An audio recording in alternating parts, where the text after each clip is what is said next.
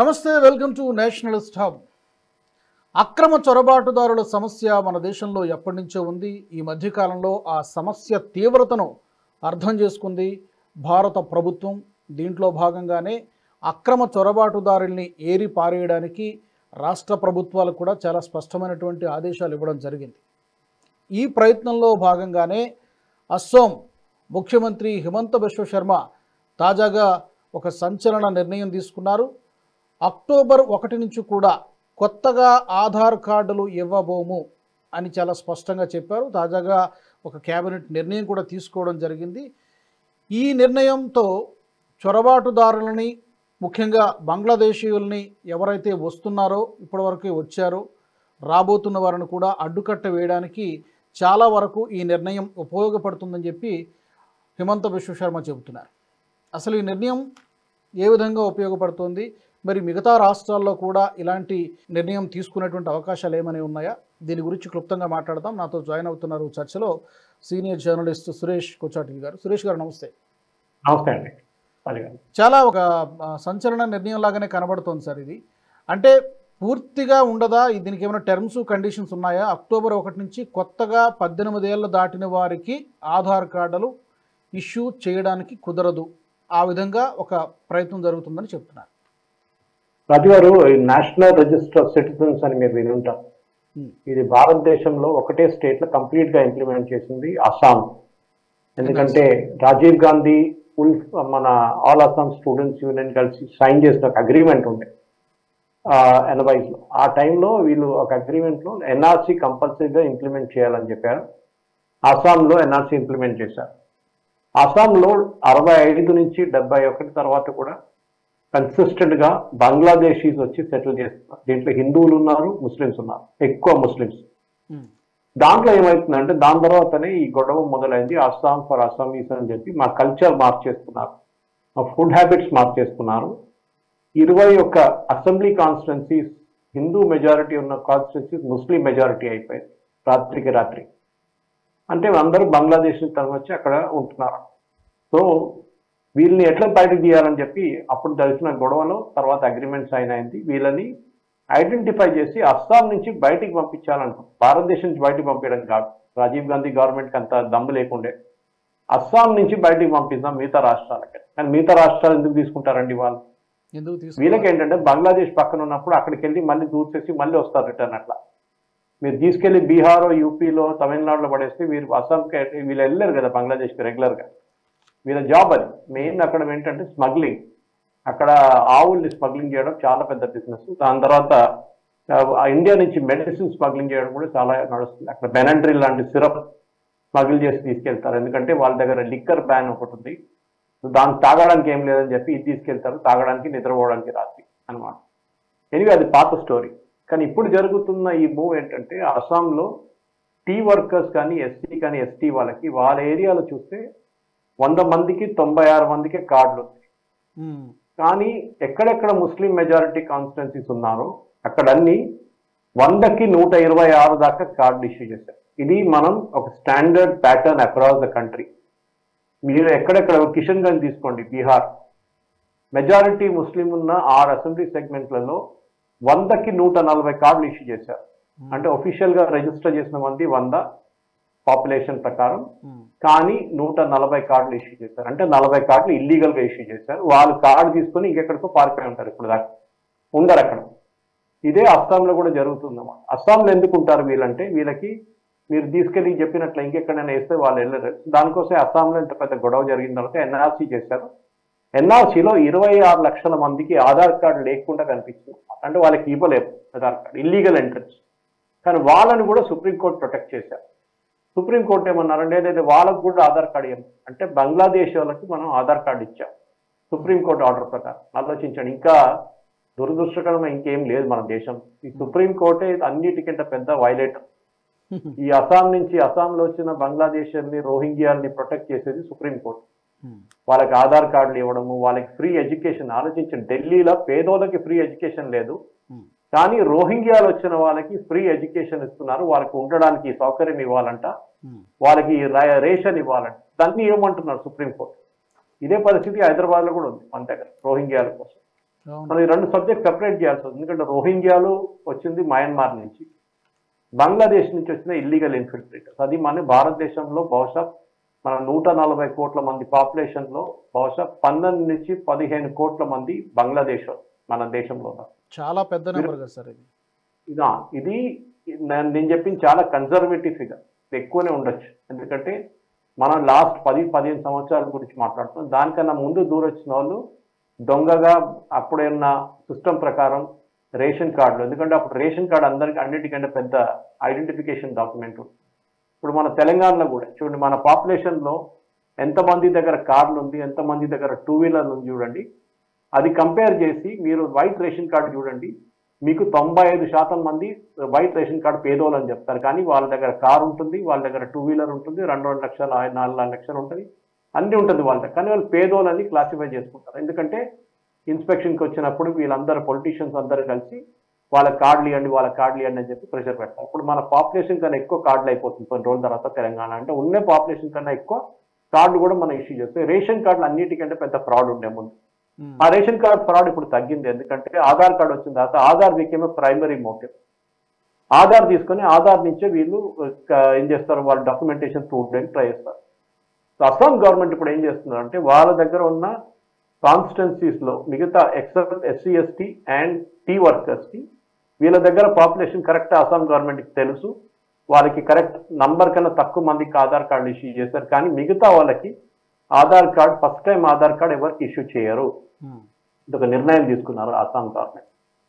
కానీ నాకు డౌట్ ఉంది ఏంటంటే ఇది కూడా సుప్రీంకోర్టు బహుశా స్టే చేసేస్తుంది. ఎందుకంటే సుప్రీంకోర్టుకి ఎవరు వెళ్ళినా కానీ ఎస్పెషల్లీ ముస్లిం కమ్యూనిటీ నుంచి వాళ్ళకి ఇన్స్టెంట్ రిలీఫ్ సుప్రీంకోర్టు ఇచ్చేస్తారు. ఇది అన్ని చీఫ్ జస్టిస్, ఒక చీఫ్ జస్టిస్ కాదు, దీనికన్నా ముందున్న అన్ని చీఫ్ జస్టిస్ వాళ్ళు చేసిన పని. పెద్ద కుట్ర యాక్చువల్. ఏ బేస్ మీద సార్ ఇప్పుడు దీన్ని చాలా చాలా క్లియర్ కట్గా కనిపిస్తోంది ఈ చొరబాటుదారుల వల్ల ఎన్ని రకాల నష్టాలు ఉన్నాయో. అయినా కూడా వీళ్ళని ప్రొటెక్ట్ చేయడము, లేకపోతే వాళ్ళ మీద హ్యుమానిటేరియన్ గ్రౌండ్స్లో ఎందుకు నిర్ణయాలు తీసుకోవాలి, జాలి ఎందుకు చూపించాలి? అది మీరు ఆన్సర్ చేయలేమండి. ఎందుకంటే మన సుప్రీంకోర్టే మన దేశం నడిపిస్తుంది. ఇప్పుడు గవర్నమెంట్ కాదు.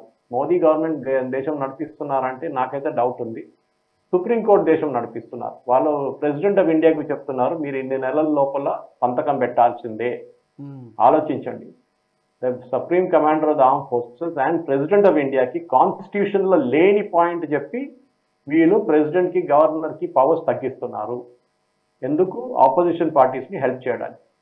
అది చాలా క్లియర్ అన్నమాట. వీళ్ళు కాన్స్టిట్యూషన్ గురించి మాట్లాడతారు కానీ అస్సాంలో మొత్తం వాళ్ళ కల్చర్ మార్చేశారు కంప్లీట్గా. దానికోసం అస్సాం గవర్నమెంట్ ఇప్పుడు కాదు, చాలా సంవత్సరాల నుంచి అస్సాంలో ఈ ప్రాబ్లం ఉంది. కానీ ఎప్పుడెప్పుడు అక్కడ కాంగ్రెస్ గవర్నమెంట్ ఉంటుందో వీళ్ళని తరుగుబాటు బంగ్లాదేశ్ నుంచి వచ్చిన వాళ్ళకి అందరికీ అక్కడ ఉన్న రేషన్ కార్డులు ఇవ్వడము, ఎలక్షన్ ఓటర్ ఐడి కార్డు ఇవ్వడం అన్ని చేసి ఇప్పుడు తర్వాత ఆధార్ కార్డు ఇవ్వడం మొదలుపెట్టారు. ఇప్పుడు ఏం జరుగుతుందంటే అస్సాంలో కార్డు లేకపోతే వీళ్ళు బెంగాల్కి వెళ్ళిపోతారు, వెస్ట్ బెంగాల్కి వెళ్ళిపోతారు. అక్కడ ఫ్రీగా ఆధార్ వచ్చేస్తుంది. వాళ్ళు ఏం చేయక్కర్లేదు, ఒక్క డాక్యుమెంట్ కూడా ఇవ్వక్కర్లేదు, మీకు ఆధార్ వచ్చేస్తుంది. అక్కడ ఫ్యాక్టరీలు ఉన్నాయి దీన్ని తయారు చేసేది, కోట్ల ఆధార్ కార్డు తయారు చేస్తారు అక్కడ. సో ఇది ఆపడం చాలా డిఫికల్ట్ రాజు గారు. ఎందుకంటే దీన్ని ఆపాలంటే ఒక డిక్టేటర్షిప్ భారతదేశంలో ఉండాలి. మనకి డెమోక్రసీ ఉంటే ఇది నడవదు. దీన్ని క్రాక్ డౌన్ చేయాలంటే చాలా చాలా స్ట్రిక్ట్ మెజర్స్ తీసుకుంటూనే అవుతుంది. కానీ ట్రాజడీ ఏంటంటే భారతదేశంలో మనమే భారతీయులు కొన్ని రోజుల తర్వాత మైనారిటీ అయిపోతాము. ఆల్రెడీ మనం చూస్తున్న హిందువుల rate of growth, population rate of growth చాలా తక్కువ, నెగటివ్కి వెళ్ళిపోయింది. కానీ అట్ ద సేమ్ టైం ఒక కమ్యూనిటీ వాళ్ళు 6 పిల్లలు 8 పిల్లలు కనుకొని వాళ్ళు పాపులేషన్ ఎక్కువ చేస్తూ వాళ్ళ స్ట్రాటజీ అది వాళ్ళు ఓపెన్గా అడ్మిట్ చేశారు. మేము 40% భారతదేశంలో పాపులేషన్ అయిపోతే మాకు అన్ని సీట్లు మా చేతికి వచ్చేస్తుంది, ఇస్లామిక్ రిపబ్లిక్ భారతదేశంలో తయారైపోయింది. మిగతా అన్ని చోట్ల ఇస్లామిక్ రిపబ్లిక్ మన చుట్టుపక్కల ఉన్న అన్ని దేశాలు except for Nepal and Bhutan, మిగతా అన్ని కన్వర్ట్ అయిపోయాయి. ఇది కూడా కన్వర్ట్ అయిపోతాం మనం కూడా. కానీ అప్పుడు దాకా మన హిందువులు లేవరు, నిద్రపోతూనే ఉంటారు, సెక్యులరిజం గురించి మాట్లాడతారు. మన దగ్గర ఉన్న కాంగ్రెస్ పొలిటీషియన్స్ ఏమో హిందువుల గురించి మాట్లాడారు, కానీ ముస్లింస్ మీద ఎవరైనా చేయబెడితే పెద్ద గొడవ చేస్తారు. అస్సాంలో జరిగింది ఇది. అస్సాంలో ఇంత పెద్ద గొడవ జరగడానికి కారణం అస్సాం కల్చర్ మార్చేశారు, వాళ్ళ ఫుడ్ హ్యాబిట్స్ మార్చేశారు, వాళ్ళ మ్యూజిక్ మార్చేశారు, వాళ్ళ డాన్స్ పక్కన పెట్టేశారు, ఉర్దూ లాంగ్వేజ్ తీసుకొచ్చారు. ఎక్కడ లేని ఉర్దూ లాంగ్వేజ్ వచ్చేస్తుంది అస్సాం. సో అస్సాం గవర్నమెంట్ చాలా రోజుల నుంచి వాళ్ళకి ఈ ప్రాబ్లం, ఇప్పుడు కాదు 20-30 సంవత్సరాల నుంచి ఉన్న ప్రాబ్లమ్ని ట్యాకిల్ చేయకుండా ఓట్ల కోసం వీళ్ళు దేశాన్ని అమ్ముకున్న వాళ్ళు కాంగ్రెస్. సో చేసిన పని వీళ్ళు కుట్ర వీళ్ళకి. దానికోసమే ఈ ఆల్ అస్సాం స్టూడెంట్స్ యూనియన్ వచ్చి ఇంత పెద్ద గొడవ చేసిన తర్వాత రాజీవ్ గాంధీ కంపల్సరీగా సైన్ చేయాల్సి వచ్చింది. దాని తర్వాత ఎన్ఆర్సీ తీసుకొచ్చారు. దాన్ని కూడా మన వాళ్ళు చాలా మంది ఇక్కడ కూర్చొని గొడవ చేశారు. ఎన్ఆర్సీ అస్సాంలో ఎందుకు చేశారు తర్వాత వాళ్ళకి తెలిసింది అది సుప్రీంకోర్టు మ్యాండేటెడ్ ఎన్ఆర్సీ అని. దాంట్లో కూడా చాలా మంది దొరికారు నాన్ అస్సామీస్ సిటిజన్స్, కానీ వాళ్ళకు కూడా మళ్ళీ ఆధార్ రివార్డ్స్ వచ్చింది. 26 లక్షల మందికి ఆధార్ రివార్డ్స్ వచ్చింది. సో డెఫినెట్లీ ఎన్ఆర్సీ చేసి అసలు ఏం డిసిషన్ ఏం చేసుకోలేము, ఏం ఫైదా లేదు అనమాట, ఏం ఉపయోగం రాలేదు ఎన్ఆర్సీ చేసేసి ఇప్పుడు. ఎందుకంటే ఇల్లీగల్గా పట్టుకున్న వాళ్ళని కూడా మనం రిటర్న్ పంపించలేకపోయాం, వాళ్ళు డిటెన్షన్ క్యాంప్లో పెట్టాం. దాని తర్వాత సుప్రీంకోర్టు అడుగుతున్నారు వాళ్ళని అక్కడి నుంచి కూడా రిలీజ్ చేయమంటున్నారు. డిటెన్షన్ క్యాంప్ నుంచి మీరు ఎన్ని రోజులు ఉంచుకుంటారు వాళ్ళని అని చెప్పి. బంగ్లాదేశ్ వాళ్ళని తీసుకోరు, మా వాళ్ళు కాదంటున్నారు. కానీ మీరు బంగ్లాదేశ్ పాపులేషన్ చూడండి, Bangladesh population normal population growth కన్నా తక్కువ నడుస్తుంది బంగ్లాదేశ్ పాపులేషన్. అంటే అక్కడి నుంచి ఉన్న చాలా మంది ఇంకొక దేశానికి వెళ్ళిపోయారు. ఎక్కడికి వచ్చారు? భారతదేశానికి. Particularly west Bengal. ఇప్పుడు మేజర్ నడుస్తుంది వెస్ట్ బెంగాల్. ఓపెన్ బార్డర్ ఉంది వెస్ట్ బెంగాల్. ఎందుకంటే అక్కడ ఉన్న లోకల్ గవర్నమెంట్ వీళ్ళని సపోర్ట్ చేస్తున్నారు, ఇన్ఫిల్ట్రేట్, వాళ్ళకి ఓట్లు కావాలి. అదే టైంలో అస్సాం లాంటి రాష్ట్రాలు ఏం చేస్తున్నారు, వాళ్ళు దీన్ని ఆపడానికి ట్రై చేస్తున్నారు. కానీ వాళ్ళకి ఎక్కువ సక్సెస్ ఉండదు రాజు గారు. ఎందుకంటే ఇప్పుడు ఈ ఆపిన ఆధార్ కార్డు కూడా నెక్స్ట్ వీక్ దాని వీక్ తర్వాత సుప్రీంకోర్టులో వస్తుంది. సుప్రీంకోర్టులో ఇమ్మీడియట్ హియరింగ్ ఇస్తారు. ఓకే, మీరు నేను వెళ్తే మొత్తం హైకోర్టుకి వెళ్ళమంటారు, తిప్పుతారు మమ్మల్ని. కానీ అక్కడ కపిల్ సిబల్ కానీ, అభిషేక్ మను సింఘ్వి కానీ, ఇందిరా జయసింగ్ కానీ, బృందా గ్రోవర్ వచ్చి మాట్లాడితే సుప్రీంకోర్టు జడ్జిలు నిలబడి ఆర్డర్ ఇస్తారు వాళ్ళ కోసం. It's very sad. నిజానికి మనకు సార్ 2001 జనాభా లెక్కల ప్రకారమే అక్కడ సుమారుగా ఒక 20 లక్షల మంది బంగ్లాదేశీయులు ఉన్నారనేది ఒక అంచనా. ఇప్పుడు ఆ నెంబరు 1 కోటికి పైగా దాటిందనేది చెప్తూ ఉన్నారు. అండ్ 4 అస్సాం జిల్లాలు బార్పేట, ధుబ్రీ, మోరిగావ్, నాగావ్, ఈ జిల్లాల్లో ఇందాక మీరు చెప్పినట్టు పాపులేషన్ కంటే కూడా ఆధార్ కార్డ్స్ ఎక్కువ ఉన్నాయి. ఈ పెద్ద ఛాలెంజ్ ఏంటంటే, ఒకటి వీళ్ళని ఐడెంటిఫై చేయడమే ఒక పెద్ద ప్రాసెస్. ఒకటి ఐడెంటిఫై చేసి వాళ్ళని ఏదైనా బయటికి పంపిద్దామంటే ఈ కోర్టులని ఇవన్నీ కూడా చాలా అడ్డంకులు, చాలా డిఫికల్ట్ ప్రాసెస్ అది. మరి దీనికి ఏమన్నా మరి ఈ ప్రయత్నంలో హిమంత బిశ్వ శర్మ ఎంతవరకు సక్సెస్ అవుతారో మనకు తెలియదు. సక్సెస్ అవ్వాలని కోరుకుందాం కానీ, బట్ మీరు అన్నట్టుగా చాలా డిఫికల్టీస్ ఉన్నాయి, చాలా డిఫికల్టీస్. ఎందుకంటే ఒకటి లోకల్ పాలిటిక్స్, కాంగ్రెస్ వాళ్ళు వీళ్ళని ఉంచుకోవాలని ట్రై చేస్తున్నారు, ముస్లిమ్స్ వాళ్ళ ఓట్ బ్యాంక్ అది. అవును, ఆల్రెడీ అక్కడ ఏఐయుడిఎఫ్ అని చెప్పి బద్రుద్దీన్ అజ్మల్ ఆయన ఒక పార్టీ ఉంది అక్కడ. వాళ్ళు ఎవ్రీ ఎలక్షన్ లో 10 నుంచి 20 సీట్లు గెలుస్తారు. ఆల్ ముస్లిం మెజారిటీ. దీనికన్నా ముందు హిందూ మెజారిటీ ఉన్న కాన్స్టిట్యున్సీ మొత్తం కన్వర్ట్ అయిపోయి ఇప్పుడు ముస్లిం మెజారిటీ అయిపోయారు అన్నమాట. అక్కడ ఏఐడిఎఫ్ క్యాండిడేట్ పెడితే 100% వాళ్ళు గెలుస్తారు. సో ఈ యొక్క మార్పుకి వ్యతిరేకంగా అస్సాం అక్కడున్న జనాభా పోరాటం చేస్తేనే అవుతుంది. ఎందుకంటే లేకుంటే ముందు ఆల్ అస్సాం స్టూడెంట్స్ యూనియన్ చేసినట్టు పోరాటం చేస్తేనే అస్సాం నుంచి వీళ్ళని బయటకు తీయగలను. కానీ అప్పుడు కూడా కోర్టులు వచ్చి వీళ్ళని ఆపేస్తారు. కోర్టులు వచ్చి వీళ్ళకి ఆధార్ కార్డు ఇవ్వమంటారు, వీళ్ళకి రేషన్ కార్డు ఇవ్వమంటారు, వీళ్ళకి తిండి పెట్టమంటారు, వీళ్ళ పిల్లలకి ఫ్రీ ఎడ్యుకేషన్ ఇవ్వమంటారు, అన్నీ ఇవ్వమంటారు.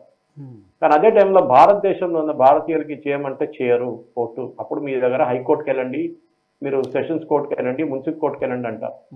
ఇది మన అన్నిటికంటే ఫెయిలియర్. మన దేశంలో డెమోక్రసీ ఫెయిల్ అయిందంటే the biggest failure is judicial. మీరు ఇవాళ చూసుంటారు సిద్ధార్థ్ వరదరాజన్ అండ్ ఎందుకంటే రిలేటెడ్ కేసు దానికోసం మాట్లాడుతారు. సిద్ధార్థ్ వరదరాజన్ అండ్ కరణ్ థాపర్ ఒక యాంటీ నేషనల్ పాకిస్తాన్ అని పిలిపించుకొని ఒక ఇంటర్వ్యూ తీసుకున్నాడు ఆపరేషన్ సింధూర్లో. దాంట్లో ఆ పాకిస్తానీ మన ఆర్మీని మొత్తం విపరీతంగా తిట్టాడు, దేనిపైన అబద్ధాలు చెప్పాడు. ఇదంతా టెలికాస్ట్ చేసిందా పాకిస్తాన్ టీవీలో కూడా టెలికాస్ట్ చేశారు. దాని వ్యతిరేకంగా అస్సాం పోలీసు కేసు రిజిస్టర్ చేస్తే సుప్రీంకోర్టు ఫస్ట్ కేసుని ఇమ్మీడియట్ గా టేకప్ చేసి అదే రోజు ఏ రోజు ఎఫ్ఐఆర్ రిజిస్టర్ అయిందో అదే రోజు సాయంత్రం అండ్ నెక్స్ట్ డే మార్నింగ్ లోపల వాళ్ళకి అరెస్ట్ నుంచి ఒక స్టే ఆర్డర్ ఇప్పించుకున్నారు. ఇప్పుడు రెండోది కేసు రిజిస్టర్ చేస్తే అది కూడా అరెస్ట్ చేయకూడదని చెప్పి మళ్ళీ ఆర్డర్ ఇచ్చారు.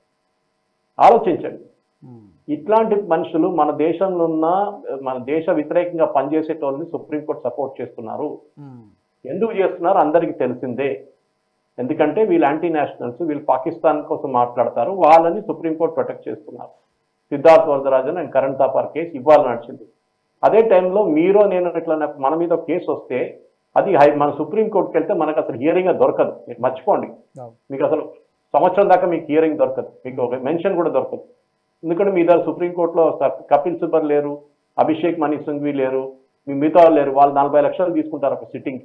వాళ్ళు వెళ్ళి నిలవడం కానీ జడ్జి ఇమ్మీడియట్ గా హియరింగ్ పెట్టేస్తారు. ఆ రోజు లంచ్ మోషన్ లేకుంటే ఈవినింగ్ మోషన్ పెట్టేసి కేసు ఇమ్మీడియట్ టేకప్ చేస్తారు.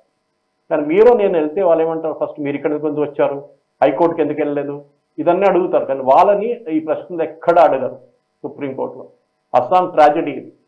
అస్సాం మన దేశం నుంచి విడిపోవాలని చాలా మంది చూస్తున్నారు, అస్సాం కానీ అరుణాచల్ ప్రదేశ్ కానీ. దాని ఇప్పుడు కాదు, చాలా సంవత్సరాల నుంచి ట్రై చేస్తున్నారు. దానికి సపోర్ట్గా మన దగ్గర ఉన్న ఈకో సిస్టమ్ పనిచేస్తుంది, మన దగ్గర ఉన్న పొలిటికల్ పార్టీస్, మన దగ్గర ఉన్న జ్యుడిషియరీ, వీళ్ళందరూ కలిసి ఇల్లీగల్గా వచ్చిన వాళ్ళని ఓటు ఇచ్చేసి వాళ్ళ పాపులేషన్ పెంచుకొని అస్సాం క్యారెక్టర్ మార్చడానికి ట్రై చేస్తున్నారు రాజుగారు. ఇది చాలా పెద్ద ట్రాజడీ. ఎందుకంటే ఇది ఇప్పుడు కాదు, రేపు ఇది మనకి హైదరాబాద్లో కూడా జరుగుతుంది. ఆ రోజు మనకు తెలిసిపోతుంది వీళ్ళు చేసిన గొడవకి మనం అప్పుడు లేవకపోతే నిద్రలో ఉన్నాం మనం హిందువులు, ఆ నిద్రలో మనం అట్లనే కొట్టుకుపోతాం. ఇప్పుడు జ్యూస్తో ఎట్లా నడుస్తుంది ఇజ్రాయెల్లో, అదే పరిస్థితికి హిందువులు కూడా అవుతుంది. కరెక్ట్. మీరు అన్నట్టుగా కొన్ని కఠినమైనటువంటి నిర్ణయాలు తీసుకోవాలంటే ఇప్పుడున్నటువంటి డెమోక్రటిక్ సిస్టంలో సాధ్యం కానట్టుగానే కనిపిస్తోంది. బట్ ఏదో ప్రయత్నం అయితే జరుగుతుంది. అక్కడక్కడ యోగి ఆదిత్యనాథ్ లాంటి వాళ్ళు, లేకపోతే ఇక్కడ హిమంత బిశ్వ శర్మ లాంటి వాళ్ళు ఏదో ప్రయత్నం చేస్తున్నారు. బట్ దానికి కూడా అడ్డుకట్ట వేసే ప్రయత్నాలు అటు విపక్ష పార్టీలు కానీ కొన్ని సిస్టమ్ ఉంది రాజుగారు. ఎక్కువ సిస్టమ్. మీరు లెఫ్టిస్ట్ అయితే మీరు ఏదైనా కేసులో చిక్కపోతే మీకోసం 5 స్టార్ లాయర్స్ ఇమ్మీడియట్ గా వచ్చేస్తారు, మీరు అడగక్కర్లేదు. ఎక్కడి నుంచి వచ్చేస్తారు వాళ్ళు మిమ్మల్ని డిఫెండ్ చేయడానికి. మీరు సంతకం పెడితే చాలు పేపర్ మీద, 10 పైసలు ఇవ్వక్కర్లేదు. వాళ్ళ ఫీజు ఎవరో ఇస్తారు, వాళ్ళ కోసం మీరు కోర్టు స్టాంప్ పేపర్లు డబ్బులు కూడా ఎవరో కడతారు, మీరు ఏం చేయక్కర్లేదు. అదే టైంలో మీరు రైట్ వింగ్ నుంచి వచ్చారనుకోండి, మమతా బెనర్జీ అరెస్ట్ చేసి ఒక అమ్మాయిని కలకటాకి తీసుకెళ్ళి కోర్టు స్టే ఆర్డర్ ఇచ్చారా? ఇవ్వలేదు. 2 వారాలు ఆమె జైలు నుండి మళ్ళీ బయటకి బెయిల్ దొరికింది. ఆమె ఎవరు ప్రొటెక్ట్ చేస్తారండి? ఎవరు చేయలేదు. ఈవెన్ మోదీ గవర్నమెంట్ అక్కడ ఫెయిల్ అవుతుంది. సుప్రీంకోర్టులో నడుస్తున్న కేసులో కూడా చాలా ఈజీగా డీల్ చేస్తున్నారు ప్రెసిడెన్షియల్ పవర్స్ గురించి. ఎవరండి వీళ్ళు ప్రెసిడెంట్కి చెప్పేటోళ్ళు? ఎవరండి వీళ్ళు గవర్నర్కి చెప్పేటోళ్ళు? వీళ్ళు అర్థం కాదు. కాన్స్టిట్యూషన్ లేని పవర్స్ అని ఎట్లా గుంజుకుంటారు వీళ్ళు? There has to be a stop to all this nonsense. ఎందుకంటే ఇది ఇప్పుడు కాదు, చాలా సంవత్సరాల నుంచి ఈ ప్రాబ్లం మొదలైంది. ఇప్పుడు ఎట్లా అయిపోయిందంటే judges are become an extra constitutional authority. దానికి చెప్పిన మంచి ఒకరే ధన్కర్ గారు ఒకరే చెప్పారు, కానీ ఆయన ఉద్యోగం పోయింది దాని తర్వాత. కానీ అది కాకుండా మిగతా వాళ్ళు ఎవరైనా మాట్లాడితే వాళ్ళ మీద కేసులు, కంటెంప్ట్ ఆఫ్ కోర్ట్ అని ధమ్కి ఇస్తారు. నాకైతే భయం లేదు, ఎందుకంటే నేను చెప్తుంది నిజం. ఇప్పుడు కాకుండా ఒక 20 సంవత్సరాల తర్వాత నేను చెప్పిన మాట అందరు గుర్తుపెట్టుకుంటారు. భారతదేశానికి అన్నిటికంటే పెద్ద ట్రాజడీ ఇది, that we're being swamped by illegal population from Bangladesh. మన ఒక ధర్మశాల అయిపోయింది. ఇదే సుప్రీంకోర్టు చెప్పారు, కానీ మళ్ళీ అదే సుప్రీంకోర్టు వాళ్ళకి ప్రొటెక్షన్ ఇస్తుంది. ఈ ట్రాజడీ మన దేశం. చూద్దాం సురేష్ గారు ఏమన్నా మరి ఈ ప్రయత్నంలో హిమంత బిశ్వ శర్మ సక్సెస్ అవ్వాలని కోరుకుందాం. Let's hope for that. చూద్దాం ఏం జరుగుతుంది. Thank you very much Suresh గారు, ధన్యవాదాలు. థ్యాంక్ యూ రాజు గారు.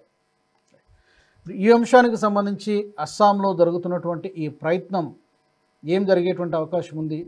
కోర్టులు అడ్డుపడతాయా, కాంగ్రెస్ అడ్డుపడుతుందా, ఏం జరిగేటువంటి అవకాశం ఉంది? అలాగే మీ అభిప్రాయాలు కూడా తెలియజేయండి. అక్రమ చొరబాటుదారులను అడ్డుకోవాలంటే నాట్ ఓన్లీ ఇన్ అస్సాం, ఏ రాష్ట్రంలోనైనా అడ్డుకోవడం కానీ, లేకపోతే ఇక్కడ ఆల్రెడీ ఇప్పటికీ వచ్చిన వాళ్ళని పంపించడం కానీ చేయాలంటే ఏం చేస్తే బాగుంటుంది? మీ అభిప్రాయాన్ని కామెంట్ సెక్షన్లో తెలియజేయండి. అలాగే మా ఛానల్ నుంచి ఎలాంటి అంశాలను కోరుకుంటున్నారో కూడా మీరు కామెంట్స్ ద్వారా మాకు చెప్పొచ్చు. తప్పకుండా సబ్స్క్రైబ్ చేసుకోండి. జై హింద్. ఈ వీడియో మీకు నచ్చినట్టయితే లైక్ చేయండి, 10 మందికి షేర్ చేయండి. అలాగే కామెంట్ల రూపంలో మీ అభిప్రాయాలను మాతో పంచుకోండి. Nationalist hub group of channels ను సబ్స్క్రైబ్ చేసుకుని తెలుగునాట జాతీయవాద జర్నలిజాన్ని ప్రోత్సహించండి. ఈ వీడియో కింద ఉన్న బెల్ ఐకాన్ పై క్లిక్ చేయడం మర్చిపోవద్దు.